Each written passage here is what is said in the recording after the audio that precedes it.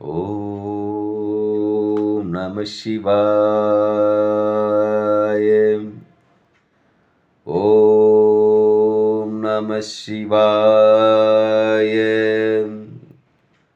ஓம் நம சிவாய.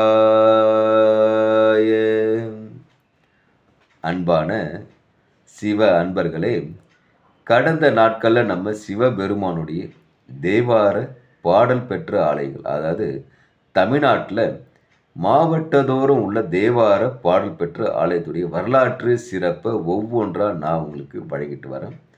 அந்த வகையில் நம்ம இன்னைக்கு பார்க்க போகிற ஒரு ஆலயம் ஒரு தேவார பாடல் பெற்ற ஆலயத்தை பற்றி தான். இந்த ஆலயம் எங்கே இருக்கும் பார்த்தீங்கன்னாக்கா, தமிழ்நாட்டில் தஞ்சாவூர் மாவட்டத்தில் திருச்சோரை என்ற ஊரில் இந்த ஆலயம் அமையப்பெற்றிருக்கிறது. இங்கு இறைவன் பார்த்தீங்கன்னாக்கா சார பரமேஸ்வரவும் செந்நெறி அப்பராவும் நமக்கு காட்சியளிக்கிறாங்க. இறைவி பார்த்தீங்கன்னா ஞானாம்பிகாவும் ஞானவல்லியாவும் அருள் பாலிக்கிறாங்க. தலைவிருட்சம் பார்த்தீங்கன்னா மாவிளக்கை, தீர்த்தம் பார்த்தீங்கன்னா மார்கண்டி தீர்த்தமும் ஞான தீர்த்தமும் பார்க்கப்படுது. தேவார பாடல் பெற்ற காவிரி தென்காசி தலத்தில் இது 95வது தலமாக பார்க்கப்படுது. இங்கு இறைவன் பார்த்தீங்கன்னா சுயம்பு மூர்த்தி நமக்கு காட்சியளிக்கிறாரு. கடன் நிவர்த்தி செய்யும் ரிணலிங்கேஸ்வர் இங்கு இருப்பது மிக சிறப்பான தலமாக பார்க்கப்படுது. இந்த ஆலயத்தில் மட்டும்தான் 3 துர்க்கை உள்ளது. சிவதுர்க்கை, வைஷ்ணவ துர்க்கை, விஷ்ணு துர்க்கை. இந்த 3 துர்க்கை வெவ்வேறு வடிவங்களில் இங்கே காட்சியளிப்பு மிக சிறப்பு. இந்த ஆலயத்தில் தான் பைரவருக்கு அப்பர் தனியாக தேவார பாடல் பாடியிருக்காரு. ஆண்டுதோறும் மாசி மாதத்தில் 13, 14, 15 பதிலாம் சூரிய ஒளி இறைவன் மீது படுறது மட்டுமல்லாத அம்பிகை மீது பட்டு அவங்களுடைய ஆசீர்வாதம் செல்வது மிக சிறப்பாக பார்க்கப்படுது. மனிதனுக்கு செம்மை நெறியை தரும், முக்தி நெறியை அள்ளித்தரும் தலமாக இந்த தலம் பார்க்கப்படுது. மார்கண்ட முனிவர் தன்னோட ஆத்மாத்ம மூர்த்தியோட திருமணியோட இந்த ஆலயத்து உட்பிரகாரத்தில் விநாயகருக்கு அருகில் ஒரு லிங்கத்தை ஸ்பாதித்து வணங்கி வந்தார்.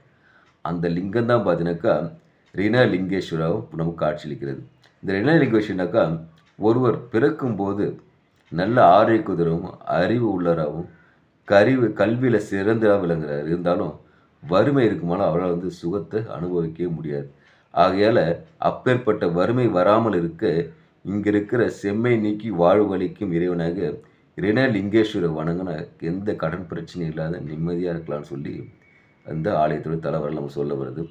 இங்கே இன்னொரு சிறப்புனாக்க ஆண்டுதோறும் இங்கே இருக்கிற மாவிளக்கை மரம் 4 மாதத்துக்கு வெறும் இலையாகவே காட்சியளிக்கும். அடுத்த 4 மாதத்தில் பார்த்தீங்கன்னா வெறும் பூக்களாலே இருக்கும்.